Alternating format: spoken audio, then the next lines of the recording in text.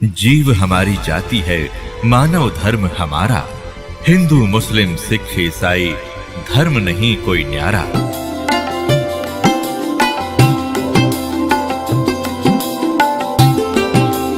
से एक नरसी नाम के भगत थे। सेठ था, बहुत पैसे वाला था और वो इतना कंजूस था कि एक पैसा भी दान नहीं करता था। और ये माया रहती कंजूस के पास ही है और उसका नाश करने के लिए रहती है, क्योंकि अंत समय में मृत्यु हो जाएगी।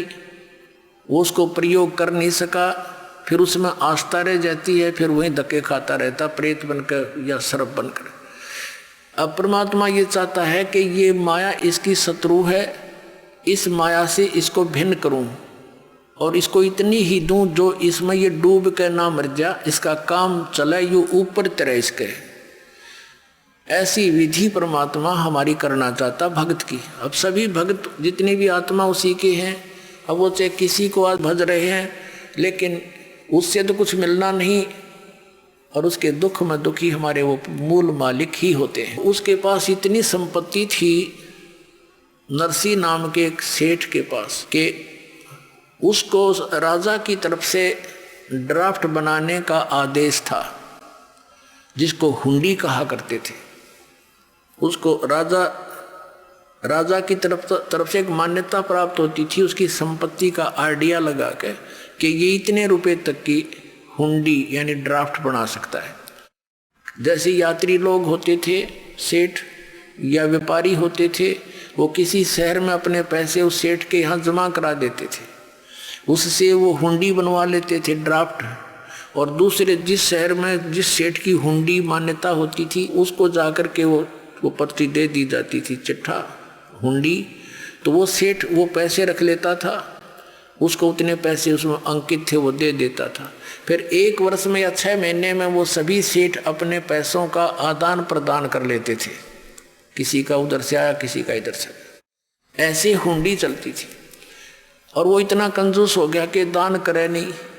उसकी पत्नी ने कहा कि चलो जी गंगा स्नान करके आते हैं, सभी जा रहे हैं, मेरा भी मन करता है।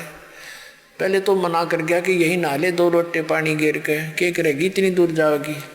वो ज़्यादा जिद करने से कहने लगा पैदल चलेंगे। उसने सोचा मर ले तू पैदल चल, मर ले तो चल वहाँ तक। अब पैदल गया गंगा स्नान घाट पर स्नान करने। वहाँ स्नान जब करने लगे परमात्मा आए एक ब्राह्मण रूप बना के और कहने लगे सेठ जी कुछ दान करो, नहाने आए हो, नहाने का पुण्य तो तभी लगेगा, कुछ ब्राह्मण को दान करो। अब सेठ कहने लगा नरसी ये ब्राह्मण यहाँ तो मैं थोड़े पैसे लेकर आया हूँ, काम चलाओ अपने खाने पीने का, आपने पैसे चाहिए ना वहाँ आ जाना मेरे घर पे।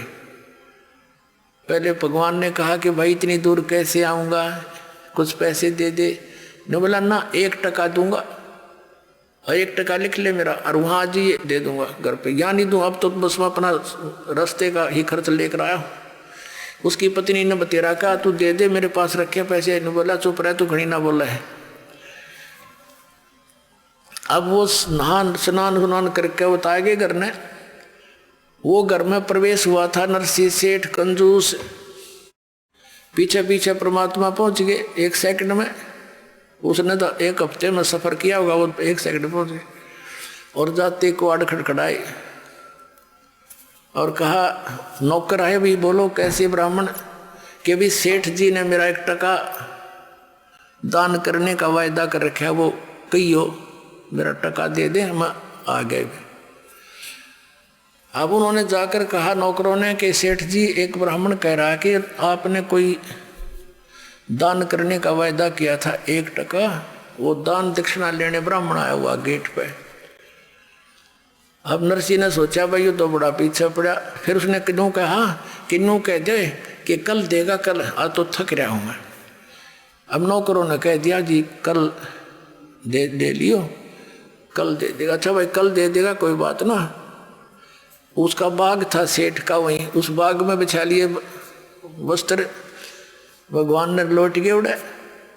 अब वो सेठ बोला गया कि वो कहने लगे नौकर जी वो तो बाग में लेटा हुआ आपके में।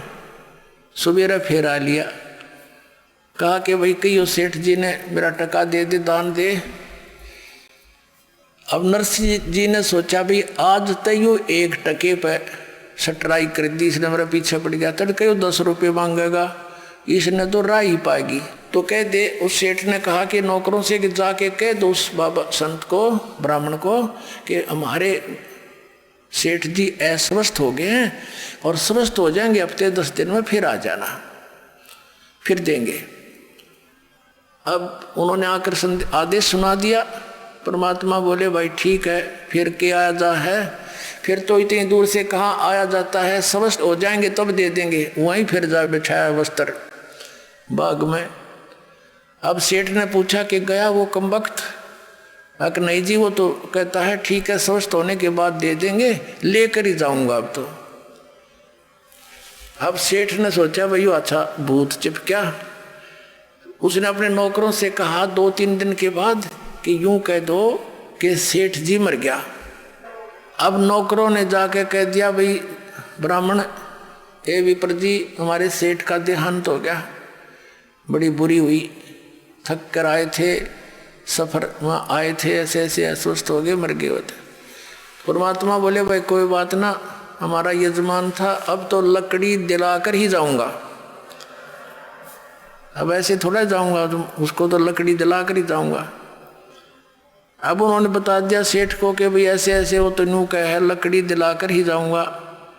सेठ ने कहा तुम यूँ करो, मेरी अर्थी तैयार करो और लकड़ियाँ ढोना शुरू कर दो। अब उनके नौकरों ने 5-7 लगे, वो लकड़ी ढोने लग गए। अब इतना बड़ा सेठ मर जा तो सारा गांव न इकट्ठा हो जा, पूरक बना रहे हो। तो 5-7 नौकरा तक बड़ा लकड़ी इकट्ठी करवा ली और अपनी अर्थी उठवा के चल पड़ा। परमात्मा ने बिठा लिया ऐसा मोटा लकड़, अर्जा दरिया उसकी छाती पे, वो लुटा दिया था चता के ऊपर। और वो नू कह था आग ना लाइयो, कहते आग ला दो। तो परमात्मा ने कहा कि भाई सेठ जी तो जीत्या मैं आ रहा, पर भाई आत्मघात ना करे, हमने माफ कर दिया तेरा टका, हम नहीं लेंगे आज के बाद, तू उठ ले, मरे मत। बोला सचमुच? कहा सचमुच। जब उठ लिया, नौकरों से बोला सारे लकड़ उठाओ चलो वापस। पीछे छोटे मोटे भी पड़े थे ना, वो भी अपनी डाल के धोती में और सारे उठा के लाया, इतना कंजूस था। और दान करे नहीं। अब परमात्मा को पता था मेरी प्यारी आत्मा इसमें डूब कर मरेगा। एक पुत्री थी, उसका ब्याह कर रखा था और संतान नहीं थी, और मूर्ख आदमी उसका ऊपर चिपका बैठा था बिना ज्ञान के।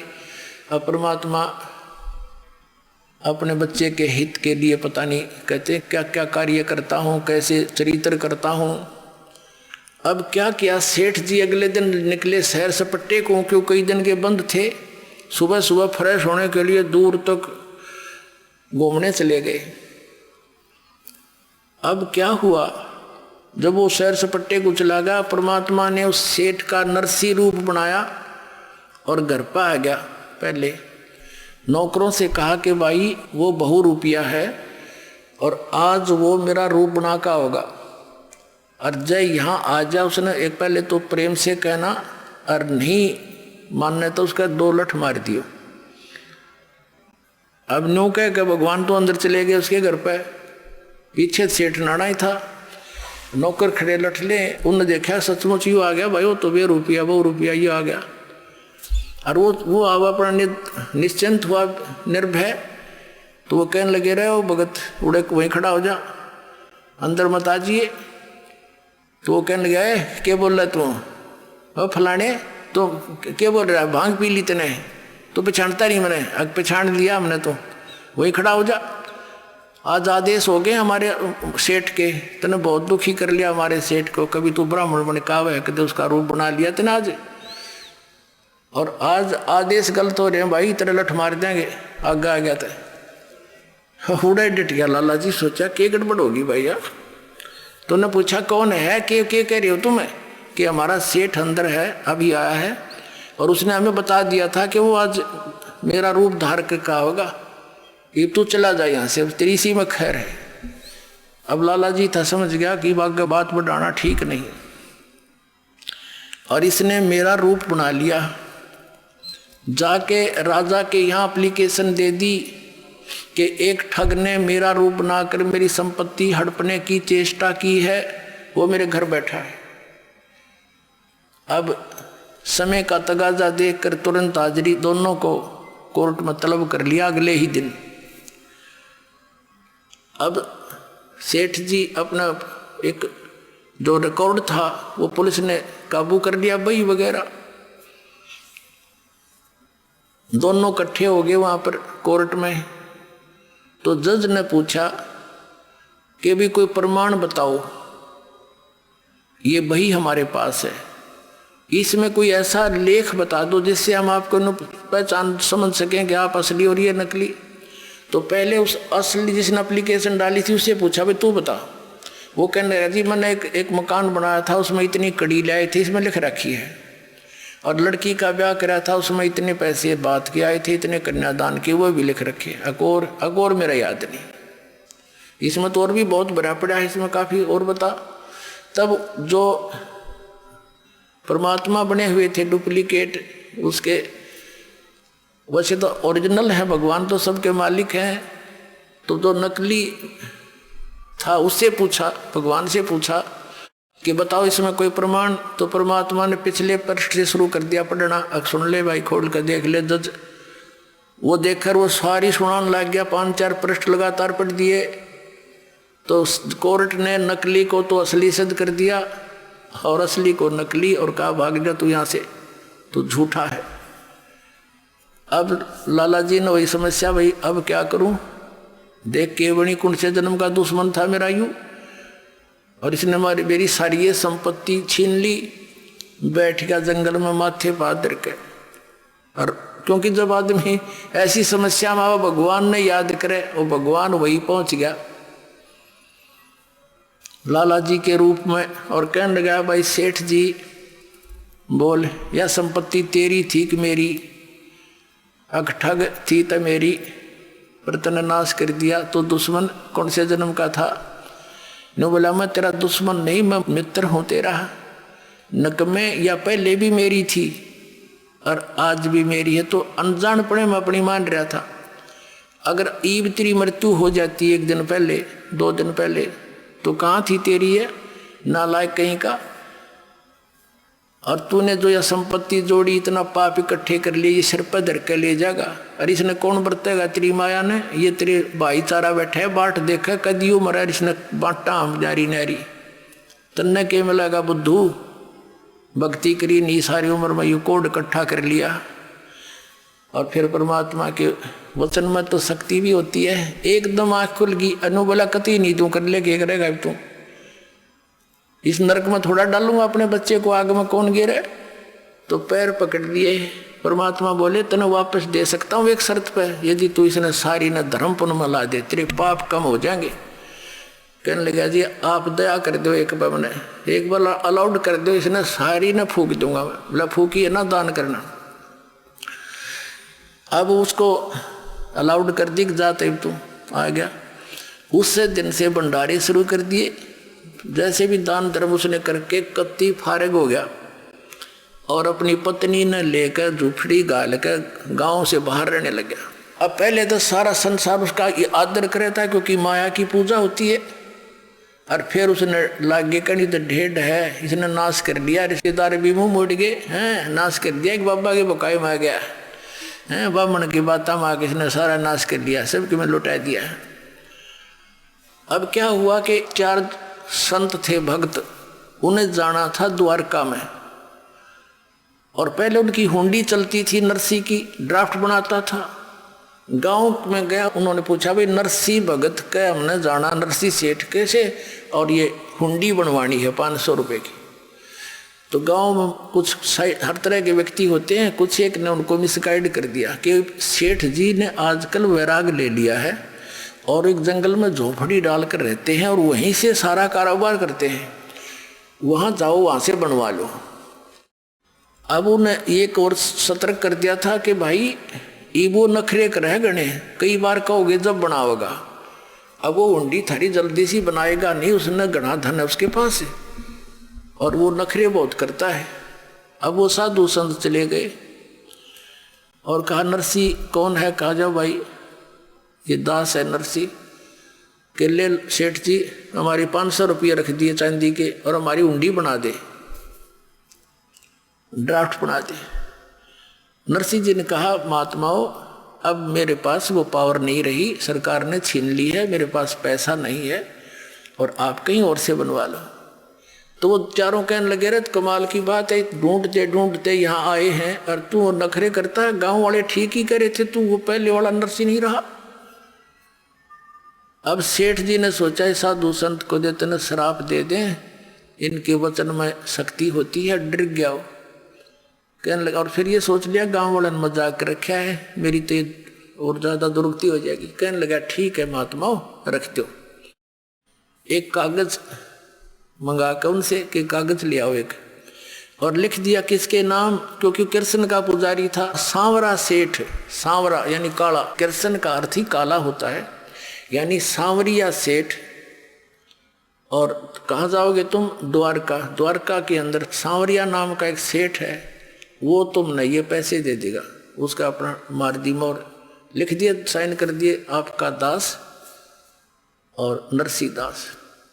अब वो लेकर कागज पहुंचे वहां द्वारका नगरी में। उधर से क्या किया सेठ ने, उन 500 रुपए की उसी समय खाने का भंडारे का सामान मंगाया और उसका भंडारा कर दिया। उसमें आसपास के राह चलते गांव के सब भोजन कर गए। साधु संत बुला लिए, क्यों वहां जाने में, द्वारका जाने में उन्हें 1 हफ्ता लगना था। इस दौरान उन्होंने भंडारा रख दिया और सब भंडारा कर दिया, सब पैसा लगा दिया सारा, टोटली जो भी 500 का सामान आया था सब वितरित कर दिया। अब वहाँ उन्होंने पूछा, महात्माओं ने, भक्तों ने, संतों ने वहाँ सेठों से कि भी एक सांवरिया नाम का कोई सेठ है, उससे हमने पैसे लेने हैं, हुंडी अपनी कैश करानी है। वो देखा किसने बना रखी है कि नरसिंह जी ने।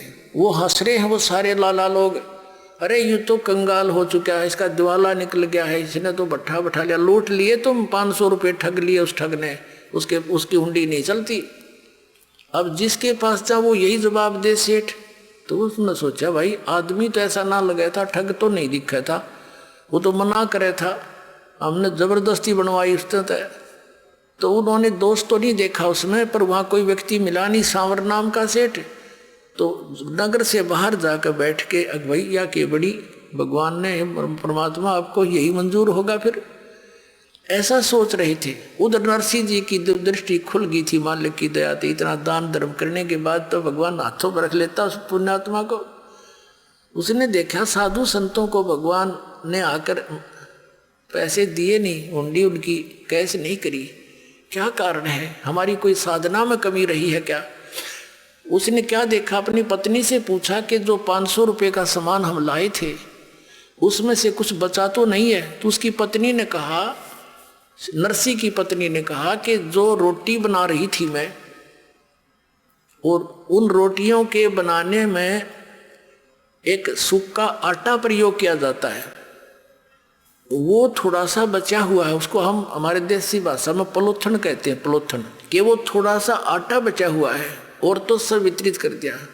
नरसिंह ने कहा कि उसकी रोटी बना, उसने आटा गूंज कर रोटी बना दी, जैसे तैसे पानी से हाथ गिले कर करा के। जो ही उसकी 4 रोटी बनी तो वो परमात्मा स्वयं वहाँ आए एक साधु रूप में। वो परम अक्षर ब्रह्म कहते 100 साल सीधर मैं करूँ अपने जन के काज। और द्वार पर आकर कहने लगे, भाई नमस्कार, राम राम। सेठ ने कहा, महाराज जी रोटी खाओ, भूख लगी होगी। कहा भाई भूख लगी है। वो बैठ के वहाँ गली में उसके झोपड़ी खा गए और रोटी पानी के साथ 4 रोटी खा ली, खाकर चले गए। अब कुछ देर के बाद क्या देखा, वो पूर्ण परमात्मा एक सांवरिया नाम का सेठ, मारवाड़ी सेठ जैसा रूप बना के, यानी बड़ा साफा सिर पे, धोती डबल टांगों वाली और हाथ में बही और कान में कलम टांग रहा। वहाँ पहुँच गया भक्तों के पास। उनसे कहा, भाई कैसे बैठे हो महात्माओं। उन्होंने देखा कि बैठे हैं सेठ जी, हमारे साथ तो ऐसे ऐसे बन गई।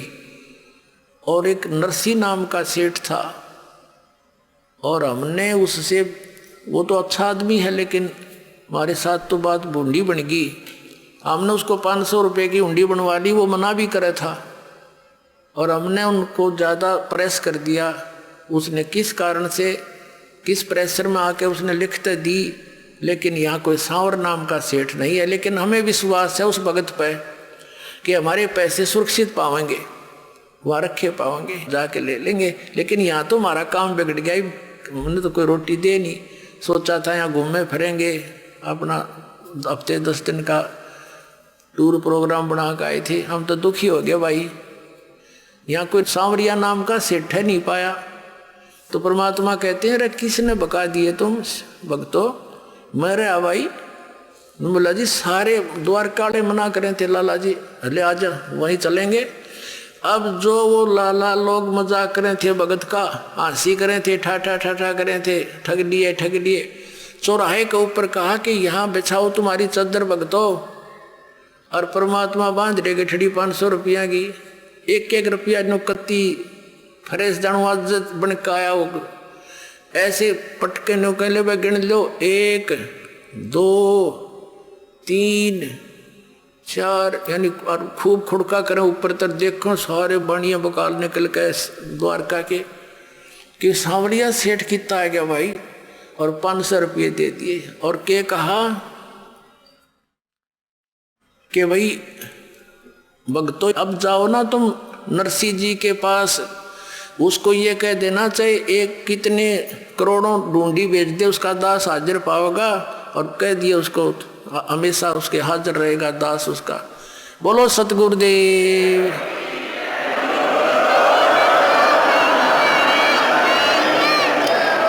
नरसिंह जी की हुंडी झाली वो सावड़ सा कहाया, ज्योति का ब्याह भया जब भात भरण को आया। वही परमात्मा को पूर्ण ब्रह्म सबका धारण पोषण करने वाला। अभी तक जैसे हम किसी भी भगवान की भक्ति करते थे इष्ट रूप में, हम मानते थे ये कर रहे हैं, नहीं,